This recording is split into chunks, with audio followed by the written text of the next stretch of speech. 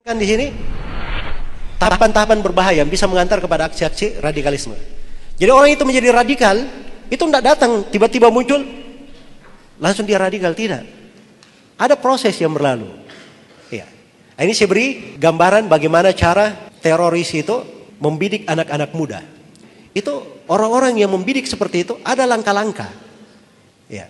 Ya misalnya anak-anak muda kita yang baru kenal, yang berada dalam lingkungan yang bagus, misalnya berada dalam pendidikan seperti ini, itu tidak langsung dijangkau seperti itu. Diajak, ayo kamu jadi pelaku bom bunuh diri sana. Ya. Tidak bisa langsung seperti itu. Ada tahapan-tahapannya yang dilalui. Nah, ini tahapan-tahapan ini yang ingin saya jelaskan. Setiap orang yang mengantarnya ke sana, ke aksi radikalisme, itu pasti melalui 4 tahapan ini. Ada 4 tahapan ini, salah satunya atau semuanya dia lalui. Tahapan yang pertama, seorang itu dijauhkan dulu dari ilmu syariat, dijauhkan dari ulama yang benar. Iya. Kadang dibuat orang itu senang agama, cinta agama sudah, mulai taat, iya. Senang ngaji, iya. Tapi dia tidak kenal ilmu yang sebenarnya, cuma semangat saja.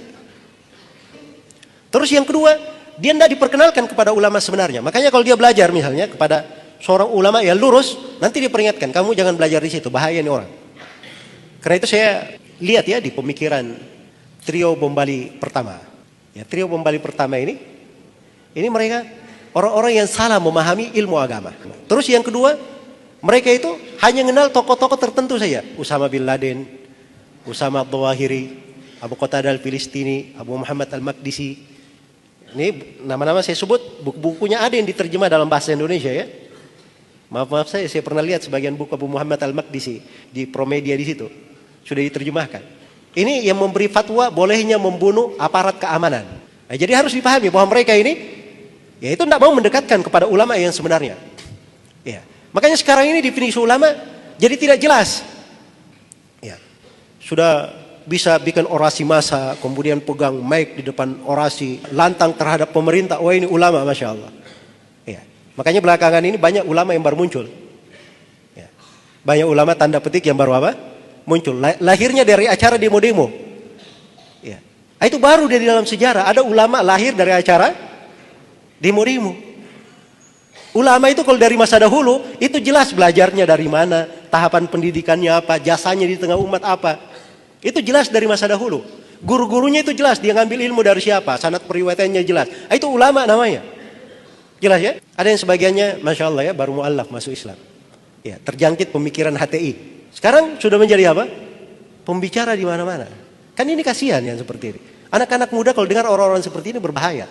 Jadi kalau umat ini dibuat jauh dari ilmu syar'i, dibuat jauh dari ulama yang sebenarnya, akhirnya orang nggak tahu sudah ilmu agama, pegangan dada. Jadi gampang sekali diberi doktrin, diarahkan sana sini.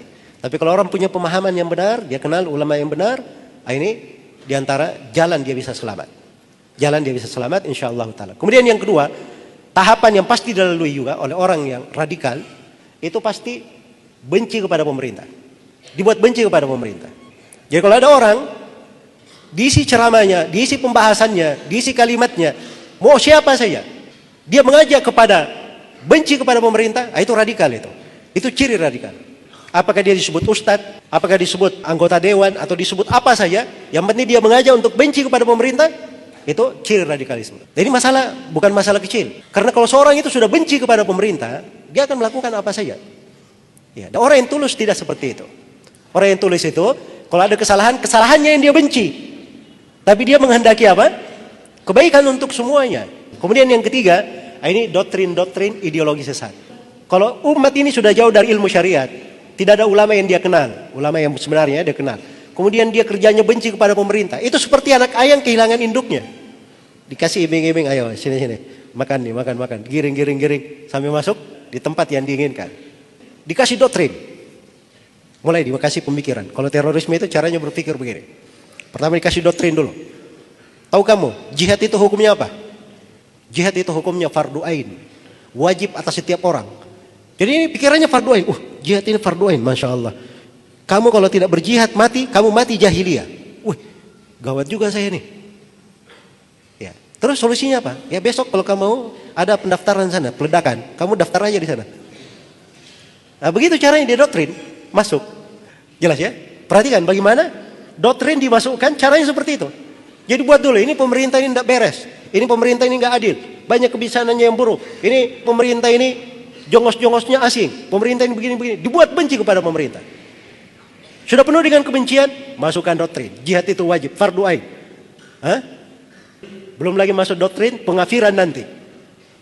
Nah, sudah gampang sekali dimarahkan, mau diarahkan kemana saja gampang. Nah, begitu cara mereka.